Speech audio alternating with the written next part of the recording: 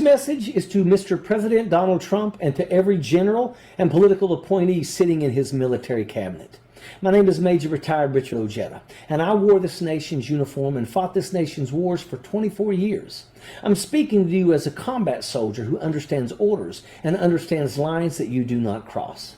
Last week, one of your senior military commanders was asked in a congressional hearing about using military force inside the United States against American citizens. And he said if an order came down to do so, he would carry out that order.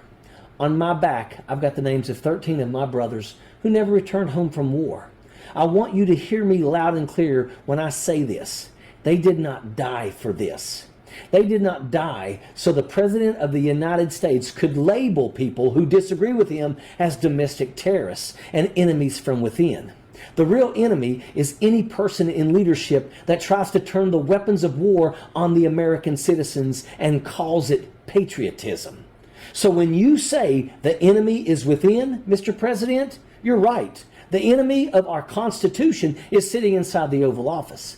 I've seen war. I've picked up a rifle and manned a post. I know exactly what the enemy looks like when this nation is under attack. So when I hear what's coming out of your White House right now, I recognize it better than most because I've seen this con job before. I saw it when it was time to lace up our boots and when politicians like you needed a story strong enough to send young men and women into hell and call it service. I watched communities get wiped out over weapons of mass destruction that didn't exist. Millions of people lost their lives because our leaders were willing to put people in harm's way over a lie. I remember the faces. I remember the fear. I remember the kids. And I remember what it's like when you return home and realize it was all for nothing.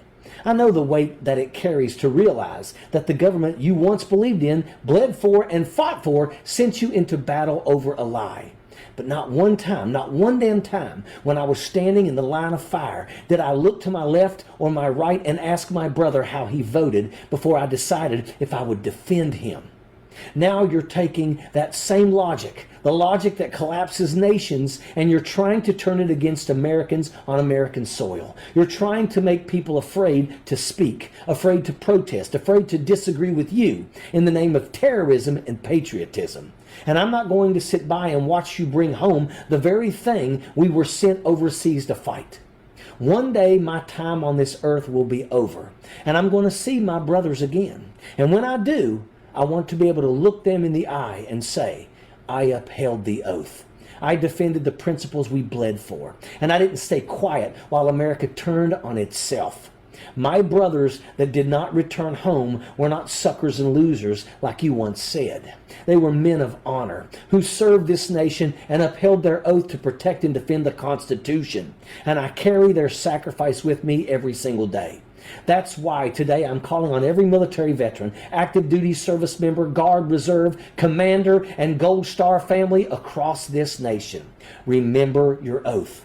We did not take an oath to a president. We did not take an oath to a political party. We took an oath to the Constitution of the United States to defend this country against all enemies, foreign and domestic. And if any of my brothers were here today, they would be sickened by what this country is being asked to accept.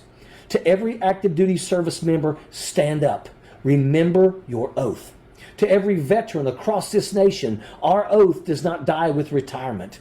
We have a duty to uphold it at all costs. And to every military commander, I want you to remember Nuremberg.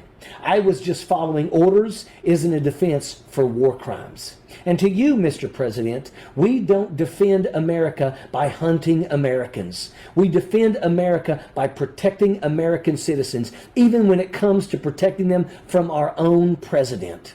We're not going to drop bombs on nonprofits because you don't agree with them. We aren't going to treat American citizens like military targets just because you don't like what they say about you. And we're not going to let anyone steal the freedoms that our brothers and sisters bled and died for on the battlefield. Not even you, Mr. President. Sappers clear the way, Airborne all the way.